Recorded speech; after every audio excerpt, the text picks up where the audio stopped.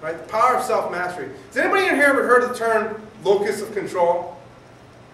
You heard it before, Barney? Locus of control is a psychological term that explains the way people feel about what's happening around them. You know? What's happening to them, what's happening around them. People that have an internal locus of control believe that they are in charge of what's going on around them. You know? They're in charge of, you know, whether they're happy or sad. They're in charge of what kind of car they're driving, if they have money in their pocket, you know, if they're having a good relationship with their spouse or their loved one. They're responsible for their own life, right? What's happening to them now and what's going to happen to them in the future. They're responsible. People that have an external locus of control believe that they're kind of getting dragged through life. You know, they're just kind of on the end of a rope and life is just kind of pulling them. They think that people that, you know, are rich are just lucky and people that are poor are unlucky. They just don't feel like they have much control over life. Leaders have an internal locus of control. They feel like they're in charge of themselves. They're in charge of what's happening to them right now. You know, what's going on with them right now. Leaders have a forward focus. They're focused on the future. Leaders have high expectations about the future.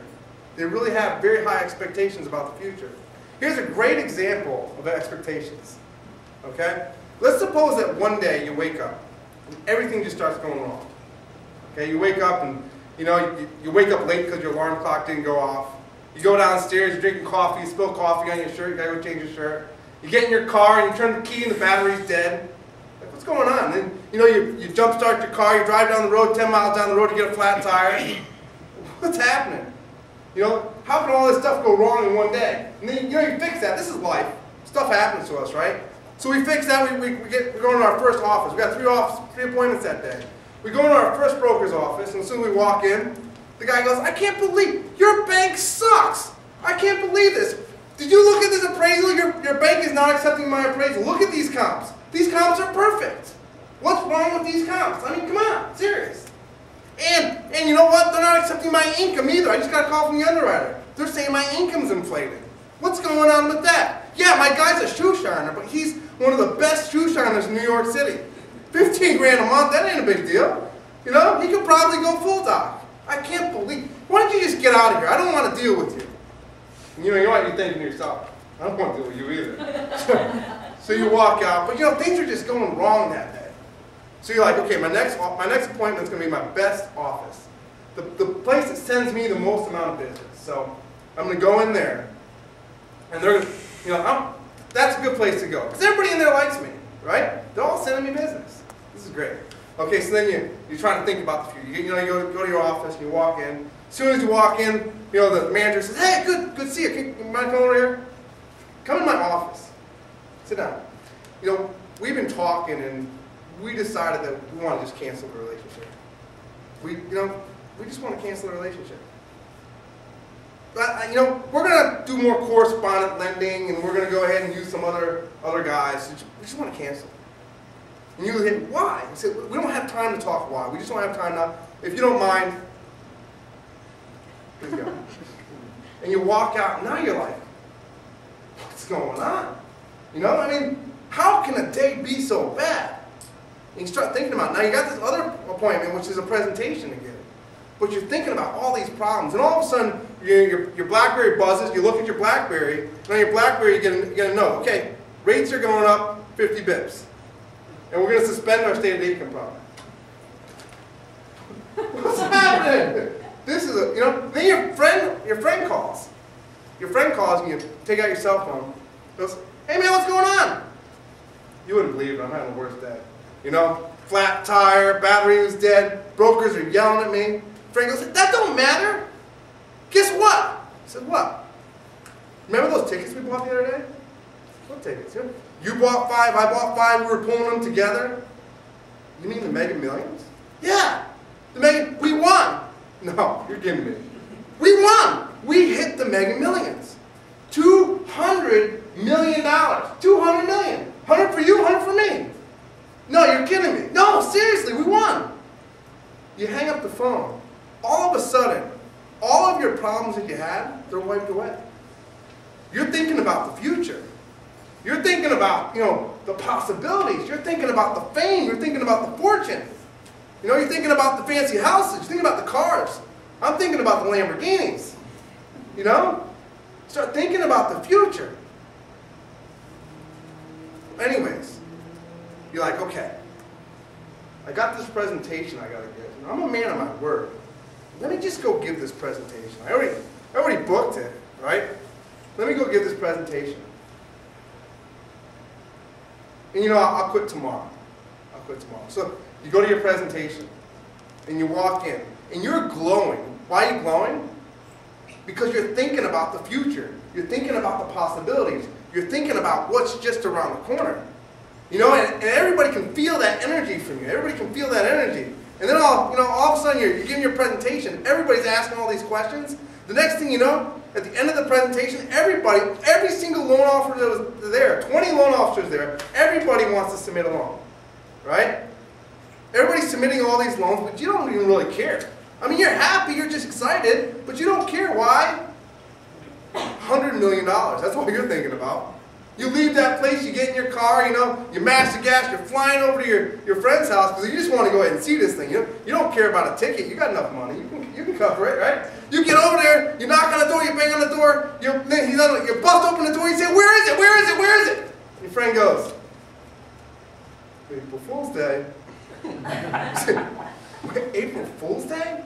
He goes, yeah, April Fool's Day. You want to choke the guy. But let me ask you for a second. Right? Do you think that you did better on that presentation that you gave when you're thinking about the future? Even though the $100 million wasn't real, right? But just the fact of thinking about the possibilities of the future, right? And burying all the thoughts of what's going on in the day. He's doing better at that presentation. See, leaders have high expectations for the future. Leaders focus on the future. Leaders realize that they cannot have both a negative thought and a positive thought in their mind at the same time. It just can't happen. You got negative thoughts happening. I like the way Greg was saying it. Greg, high five. He said, just move on, right? Something's going wrong, just move on. Leaders understand that. They focus on the future.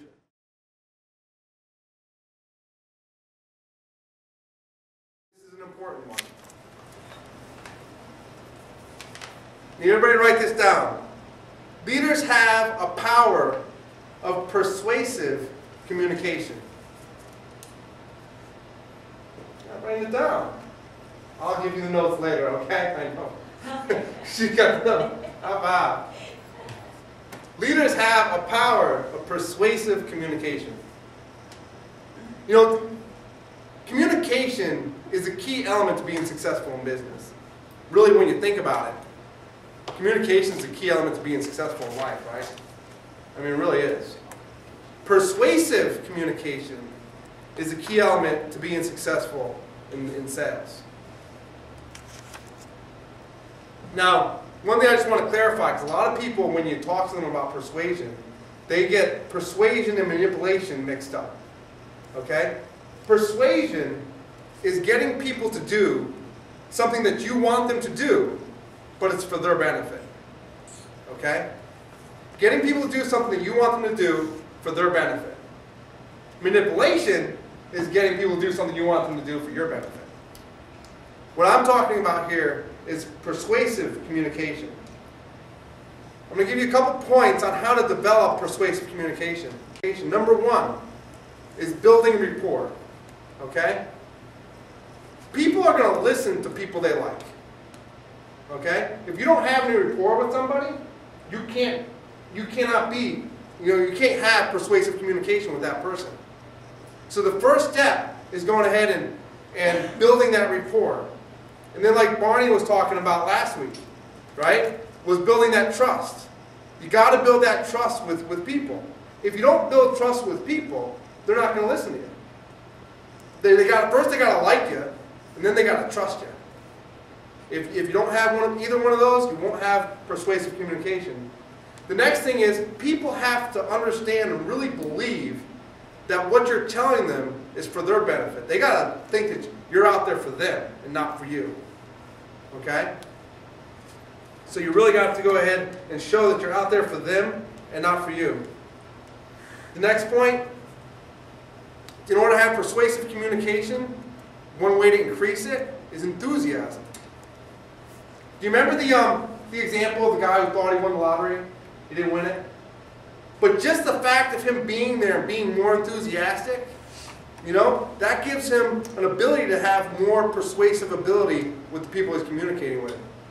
You know, I think Greg Picture is a great example of somebody who has a lot of enthusiasm. And then the last point,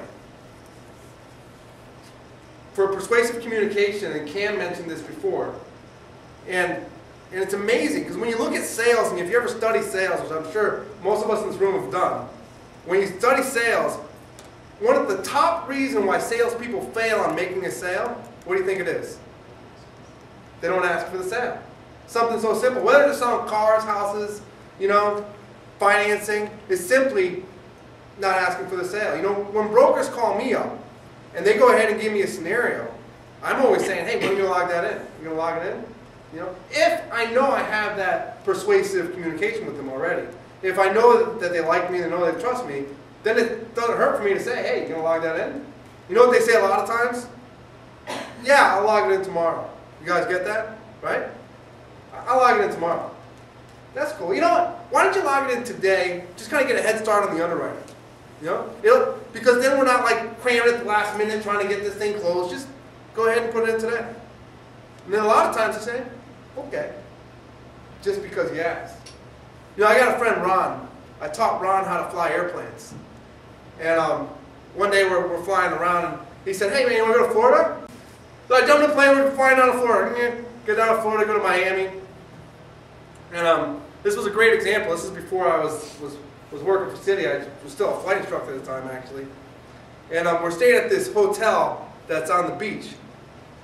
I remember walking in there to go ahead and get a room. We didn't make any plans. We didn't make any reservations. But he walked in there, and Ron's talking to the guy. And you know, he's making all his plans. The first thing he's doing is building rapport with the guy. Hey man, how you doing? You know, what's going on? He's just talking to him, making a connection. After he makes that connection, you know, he says, hey, think you can give us a break on the room rate? You know, I mean, it's the places, I don't remember exactly what it cost. I think it was like, you know, $180 for the night or something. He's like, you can give us a break on the room? The guy's like, yeah, sure. He gave us a room for, it was like $110 or something, right? But that wasn't the best part. Then we get to the room, he gave us a suite. I mean, we had 2 bedrooms, we had a kitchen. They just gave us like the top of the line suite because he asked for it, you know? And now, whenever I go to a hotel, I do the same thing. In fact, true story, last time I stayed at the Radisson, past couple weeks, I stayed at the Radisson. Same thing, you know? Build that rapport with him. Hey, can you give me a break on the rate? He said, no, I can't do that. It's cool. How about free breakfast? Okay. He goes, let me see what I can do to hook you up. And then he goes ahead, checks me in, and gives me the key to the room, right? Now I gotta realize, I just got a regular room at the Radisson. And then we get on the elevator, and I'm staying at the 17th floor. It's like 1721. You know, everybody's pressing their buttons, and press the 17 and don't work. You know why it didn't work? Put your key. Got to put the key in. Exactly. He went ahead and upgraded my room to that special floor that's got free dinner and free breakfast. Right? Just because you went ahead and asked for it. So leaders have the ability, they have that power of persuasive communication.